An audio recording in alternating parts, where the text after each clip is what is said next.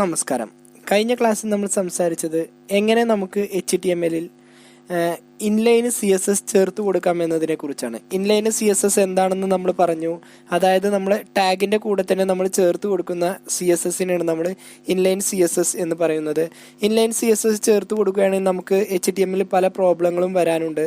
അതായത് നമുക്കത് ഒരു ടാഗിന് നമുക്ക് ഒരേ തവണ മാത്രമേ CSS കൊടുക്കാൻ കഴിയൂ. വീണ്ടും അത് നമുക്ക് റിപ്പീറ്റ് ചെയ്ത് ഉപയോഗിക്കാനോ അതല്ലെങ്കിൽ വീണ്ടും നമ്മൾ ആ വെബ് പേജിൽ അത് ഉപയോഗിക്കാനൊന്നും കഴിയില്ല. ഇപ്പോൾ എക്സാമ്പിൾ നമ്മളിവിടെ വെൽക്കം ടു സൂം ഇൻഫോ എന്നൊരു CSS ചേർത്ത് കൊടുത്തു.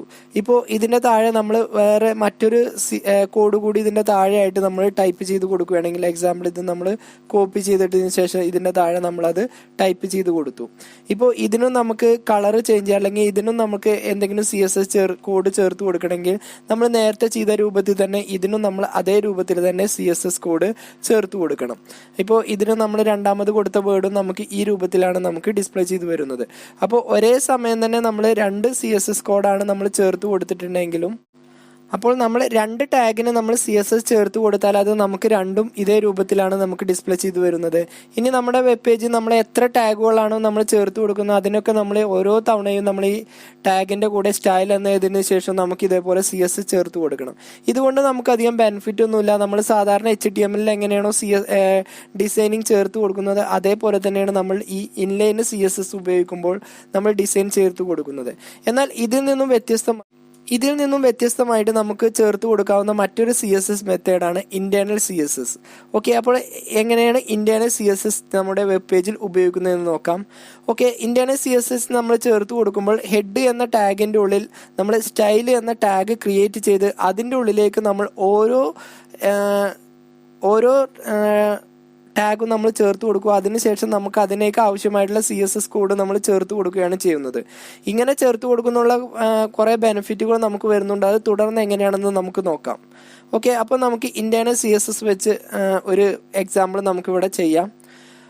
ഓക്കെ, നമ്മൾ ആദ്യം തന്നെ പറഞ്ഞു നമ്മൾ ഹെഡ് എന്ന ടാഗിൻ്റെ ഉള്ളിലാണ് നമ്മൾ എന്ത് ചേർത്ത് കൊടുക്കേണ്ടത്, സ്റ്റൈൽ എന്ന CSS-ന് വേണ്ടിയുള്ള ടാഗ് നമ്മൾ ചേർത്ത് കൊടുക്കുന്നത്. അപ്പോൾ നമ്മൾ ഹെഡ് എന്ന് ചേർത്ത് കൊടുത്തു. ഓക്കെ, ഇതിന് ശേഷം നമ്മൾ ഇവിടെ വന്ന ഒരു H1 എന്ന ടാഗ് ചേർത്ത് കൊടുത്തു. ഓക്കെ, ഇതിന് നമുക്ക് എന്താണോ സ്ക്രീനിൽ ടെക്സ്റ്റ് വേണ്ടത് അത് നമ്മളിവിടെ ചേർത്ത് കൊടുത്തു. ഓക്കെ, നമ്മളിവിടെ ഒരു ടെക്സ്റ്റ് നമ്മൾ ചേർത്ത് കൊടുത്തു. ഓക്കെ, ഇനി ഈ H1 എന്ന ടാഗിനാണ് നമ്മൾ CSS ചേർത്ത് കൊടുക്കുന്നത്. അപ്പോൾ നമ്മൾ എന്ത് ചെയ്യുക, ഈ ഹെഡ് എന്നതിൻ്റെ ഉള്ളിൽ നമ്മൾ പുതിയൊരു ടാഗ് കൂടി ചേർത്ത് കൊടുക്കുക. CSS-ന് മാത്രമായി വരുന്ന ടാഗായ സ്റ്റൈൽ എന്ന ടാഗ് ചേർത്ത് കൊടുക്കുക. അതിനുശേഷം നമ്മളിവിടെ ചേർത്ത് കൊടുത്ത ഈ H1 എന്ന ടാഗ് ഇവിടെ ചേർത്ത് കൊടുക്കുക. അതിനുശേഷം നമ്മളിവിടെ വന്ന് ഈ രൂപത്തിലൊരു ബ്രാക്കറ്റ് ഓപ്പൺ ചെയ്തെടുക്കുക. എന്നിട്ട് നമുക്ക് ഈ H1 എന്ന ടാഗിന് എന്തൊക്കെ സ്റ്റൈലുകൾ വേണം അതെല്ലാം നമ്മളിവിടെ ചേർത്ത് കൊടുക്കുക. ഇപ്പോൾ എക്സാമ്പിൾ നമുക്ക് ഇതിന് ഫോണ്ട് കളർ വേണം എന്നുണ്ടെങ്കിൽ നമ്മളിവിടെ വന്ന് കളർ എന്ന് ചേർത്ത് കൊടുക്കുക. അതിനുശേഷം നമുക്കിതിന് ഒരു പർട്ടിക്കുലർ കളർ നമുക്കിവിടെ ചേർത്ത് കൊടുക്കാം. അതേപോലെ തന്നെ ഇതിനെ ഫോണ്ടിന് സൈസാണ് വേണമെന്നുണ്ടെങ്കിൽ നമുക്കിവിടെ വന്ന് ഫോണ്ട് സൈസ് എന്ന് ചേർത്ത് കൊടുക്കുക. അത് ഞാൻ 100 പിക്സൽ എന്നും ചേർത്ത് കൊടുത്തു. ഓക്കെ, നമുക്കിതൊന്ന് റണ്ണ് ചെയ്യിപ്പിച്ച് നോക്കാം. അപ്പോൾ നമ്മൾ ഈ പേജ് റണ്ണ് ചെയ്യിക്കുമ്പോൾ നമുക്ക് ഈ രൂപത്തിലായിരിക്കും ഡിസ്പ്ലേ ചെയ്ത് വരിക. ഓക്കെ, ഇങ്ങനെ ചെയ്യുന്നത് കൊണ്ടുള്ള ബെനിഫിറ്റ് എന്തെന്ന് വെച്ചാൽ നമ്മൾ ഇതിൻ്റെ താഴെ നമ്മൾ തുടർന്ന് വേറൊരു H1 കൂടി ചേർത്ത് കൊടുക്കുകയാണ്. ഓക്കെ, H1 എന്ന് ചേർത്തു.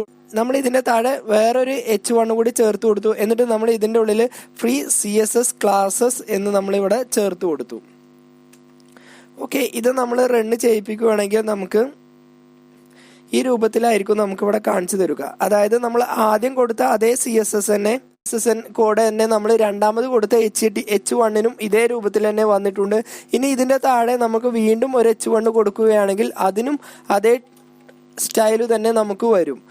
ഓക്കെ, അതിനും അതേ സ്റ്റൈല് തന്നെ നമുക്കിവിടെ ഡിസ്പ്ലേ ചെയ്ത് വരും. ഇങ്ങനെ ചെയ്യുന്നതുകൊണ്ടുള്ള ബെനിഫിറ്റ് എന്തെന്ന് വെച്ചാൽ നമുക്ക് ഇതിൻ്റെ കളറൊന്നും നമുക്ക് ചേഞ്ച് ചെയ്യണമെന്ന് വെക്ക്. ഇപ്പോൾ നമ്മളിവിടെ 3 വേർഡാണ് കൊടുത്തിട്ടുള്ളത്. ഈ 3 ടാഗിൻ്റെ കളറും നമ്മൾ ചേഞ്ച് ചെയ്യണമെന്നുണ്ടെങ്കിൽ ഇവിടെ ബ്ലൂ എന്ന ഭാഗത്ത് പോയിട്ട് നമ്മളിവിടെ വന്ന് ഗ്രീൻ എന്ന് ചേർത്ത് കൊടുക്കുക. അപ്പോൾ നോക്കൂ, ഇതിൻ്റെ ഉള്ളിലെ എല്ലാ കോഡിൻ്റെയും കളർ ഗ്രീനായി മാറിയിട്ടുണ്ടാവും.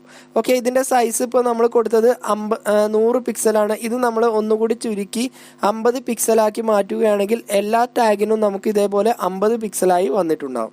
ഇത് ഇൻലൈന് വെച്ച് ചെയ്യുകയാണെങ്കിൽ നമ്മൾ ഓരോ ടാഗിനും ഉള്ളിൽ പോയിട്ട് നമ്മൾ 50 അല്ലെങ്കിൽ ഗ്രീൻ കളർ എന്ന് നമ്മൾ ഓരോന്ന് ചേർത്ത് കൊടുക്കേണ്ടി വരും.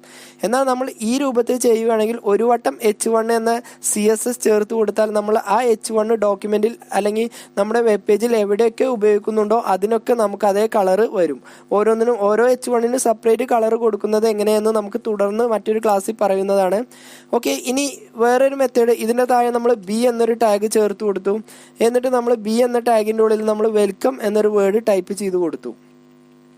ഓക്കെ, ഇത് റണ്ണ് ചെയ്യിക്കുമ്പോൾ ഇവിടെ വെൽക്കം എന്ന് വന്നു. അതിന് പ്രത്യേകം CS സ്റ്റൈലോ അങ്ങനെയുള്ള കളറൊന്നും ചേർത്ത് കൊടുത്തിട്ടില്ല.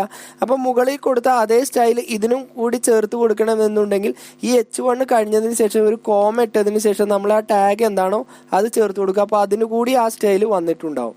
അപ്പോൾ നമുക്ക് ഒരേ സ്റ്റൈൽ തന്നെ ഒന്നിലധികം ടാഗുകൾക്ക് ആവശ്യമായി വരികയാണെങ്കിൽ നമ്മൾ ഈ ടാഗ് നമ്മൾ ആദ്യം കൊടുത്ത ടാഗ് കഴിഞ്ഞതിന് ശേഷം ഒരു കോമ ഇട്ടതിന് ശേഷം അടുത്ത ടാഗ്, അങ്ങനെ എത്ര ടാഗുകളാണോ നമുക്ക് ചേർത്ത് കൊടുക്കാനുള്ളത് അത് ഓരോ കോമ ഇട്ടിട്ട് ചേർത്ത് കൊടുത്താൽ മതി. ഓക്കെ, ഒട്ടനവധി പല വെബ്സൈറ്റുകളും ഫോളോ ചെയ്യുന്നൊരു ബെറ്റർ ആയിട്ടുള്ളൊരു മെത്തേഡാണ് ഇന്റേണൽ CSS. ഓക്കെ, ഒട്ടനവധി നമുക്ക് ഇതുകൊണ്ട് വർക്കും അതേപോലെ വർക്ക് പെട്ടെന്ന് നമുക്ക് ചെയ്തു തീർക്കാനും നമുക്ക് അതേപോലെ തന്നെ ടൈം ലാഭിക്കാനും കഴിയും. ഓക്കെ, ഇന്നത്തെ വീഡിയോ നിങ്ങൾക്ക് മനസ്സിലായെന്ന് വിചാരിക്കുന്നു. അടുത്തൊരു ക്ലാസ്സുമായിട്ട് നമുക്ക് വീണ്ടും കാണാം.